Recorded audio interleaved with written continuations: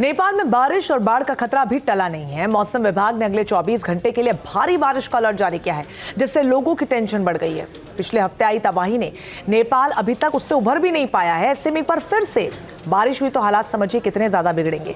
नेपाल कैसे कुदरत के इस कहर से परेशान है, इस रिपोर्ट में देखिए।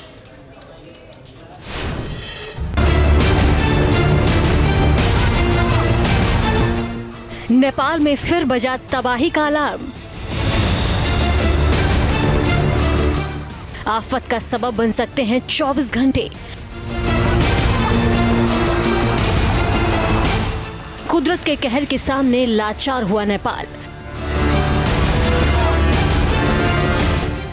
मुसीबत की बारिश के साथ सैलाब का सितम।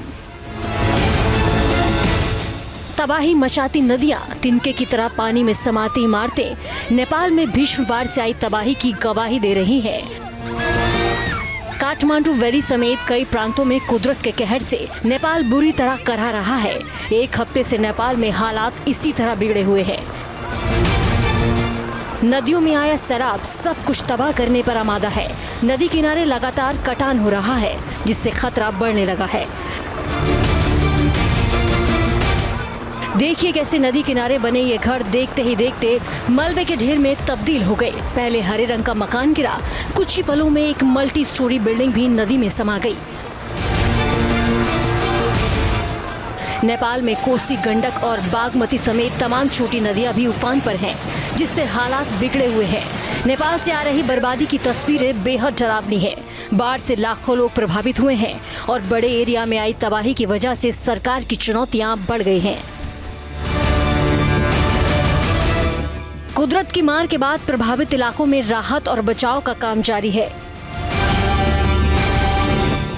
सेना और आपदा प्रबंधन विभाग की टीमें जगह जगह सर्च और रेस्क्यू ऑपरेशन चला रही हैं।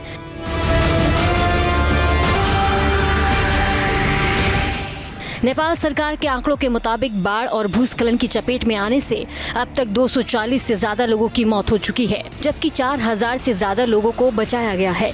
रेस्क्यू ऑपरेशन में 20,000 से ज्यादा जवान लगे हैं। सबसे ज्यादा तबाही पूर्वी और मध्य नेपाल में हुई। लाखों लोग बेघर हो चुके हैं, जिन्हें राहत कैंपों में रखा गया है। बाढ़ और भूस्खलन की वजह से नेपाल में जनजीवन अभी भी अस्त व्यस्त है। कई सड़कें और पुल भी सैलाब में बह चुके हैं, जिससे बड़ी आबादी का संपर्क देश के दूसरे हिस्सों से कट गया है। राजधानी काठमांडू को जोड़ने वाली सड़कें भी जगह जगह बंद है, जिससे लोगों की परेशानी बढ़ रही है।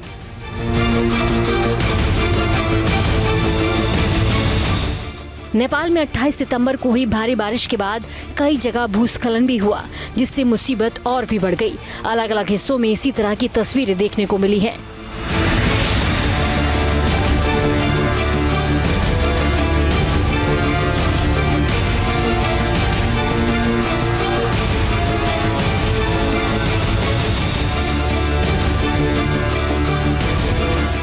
कुदरत के इस रौद्र रूप के सामने लोग बेबस हो गए हैं।